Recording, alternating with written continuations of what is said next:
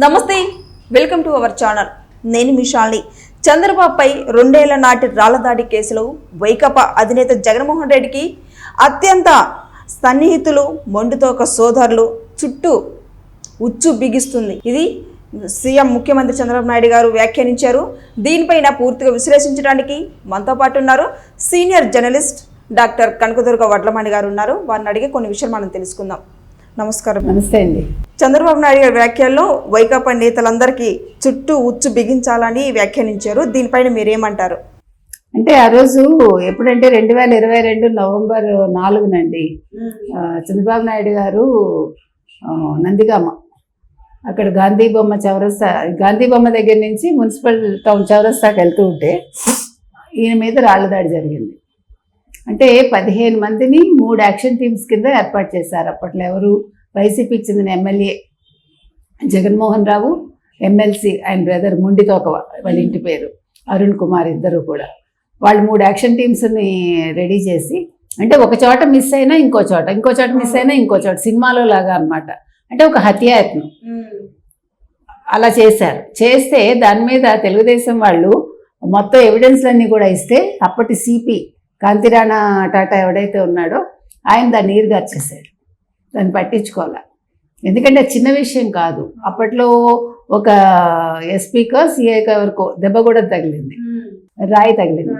అయితే దానికి ఆయన ఏమన్నాడంటే, కాంతిరాణా అది పూలు చల్లుతుంటే పొరపాటున ఏదో రాయి తగిలి ఉంటుంది అని ఒకళ్ళ మీద ఏదో ఒక కేసు పెట్టారు. యాక్చువల్గా ఆ రోజు డ్యూటీలో ఉండే వ్యక్తి కాకుండా ఇంకొక వ్యక్తిని, అంటే ఆ రోజు కరెంటు కూడా తీసేశారు వీళ్ళు, మొత్తం 16 లైట్లు వెలగకుండా చేసి.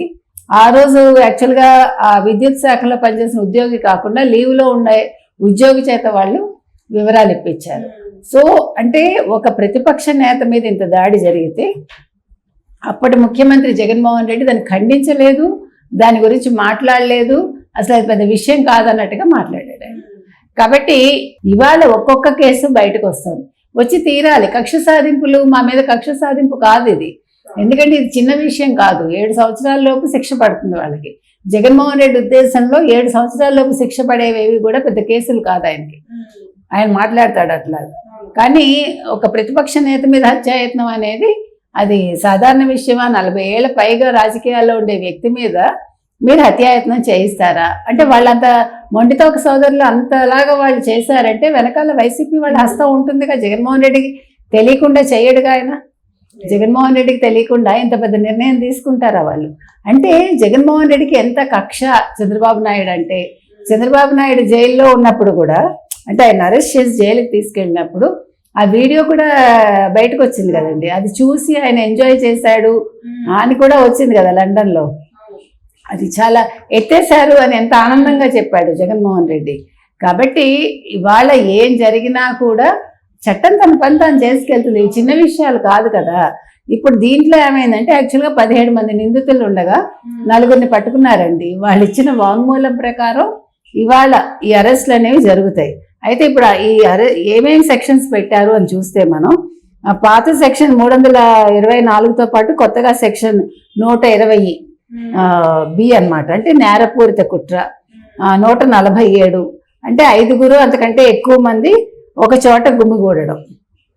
తర్వాత 307 హత్యాయత్నం, 324 ప్రభుత్వ ఉద్యోగిపై దాడి చేసి గాయపరచడం, తర్వాత 353 ప్రభుత్వ ఉద్యోగి విధులకు ఆటంకం కలిగించడం. అంటే ఇప్పుడు వరకు అరెస్ట్ అయిన వాళ్ళు ఎవరున్నారంటే కన్నగంటి సజ్జనరావు, బెజవాడ కార్తీకు, పరిమి కిషోరు, మార్త శ్రీనివాసరావులు అనమాట. వీళ్ళకి ఏంటంటే నందిగామలను కోర్టులో ప్రవేశపెడితే నిన్న తెల్లారకట్ట వాళ్ళకి 20,000 పూచీకత్తు మీద వాళ్ళకి సెల్ఫ్ బెయిల్ ఇవ్వడం జరిగిందనమాట.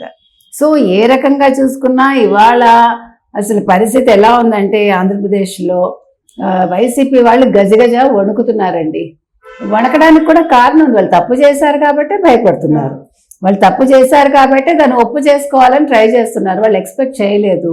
వైసీపీ రాదు అని కల్లో కూడా అనుకోలేదు. వాళ్ళు పథకాలు ఇచ్చేసాం కాబట్టి వైసీపీ వస్తుంది, మనకు ఎదురు లేదు, మనం ఏం చేసినా చెల్లుతుంది అని వాళ్ళు రాక్షసంగా ఇన్ని పనులు చేశారు. ఈ చేసిన దానికి వాళ్ళు అనుభవించి తీరాలి. ఇది స్వయంకృతాపరాధాలు.